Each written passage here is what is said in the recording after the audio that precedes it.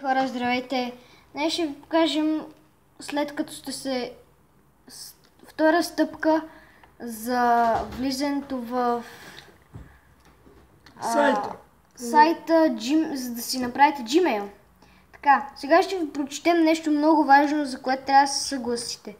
Така, нека започваме с синето, където данни, които обработваме, когато използвате Google.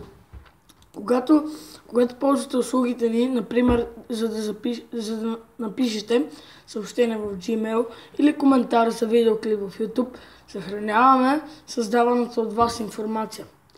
Когато, например, потърсите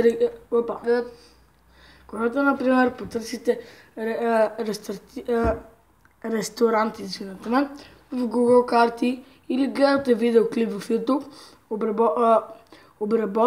обработваме информацията за тази активност.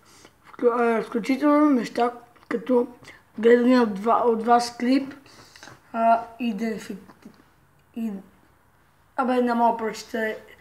идентификационните номера на устройствата, IP адресите, данните в бисквитките, т.е. чете ви много важна за вас информация и местоположението. Обработването и типовете информация, описани по-горе, като използвате приложения, са сайтове, които ползват услугите ни, като например реклами, анализ и видеоплеера на YouTube. В зависимост от настройките на профила ви, част от тези данни може да са свързани с профила ви в Google, при което ги третираме като лична информация.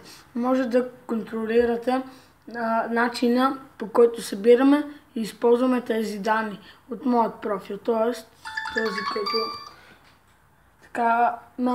давай надолу още малко, само да прочитат хората.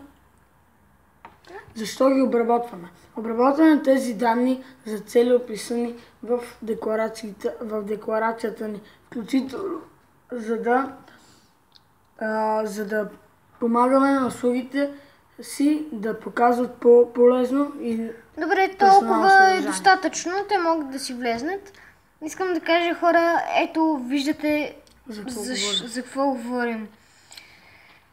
Виждате как търгуват с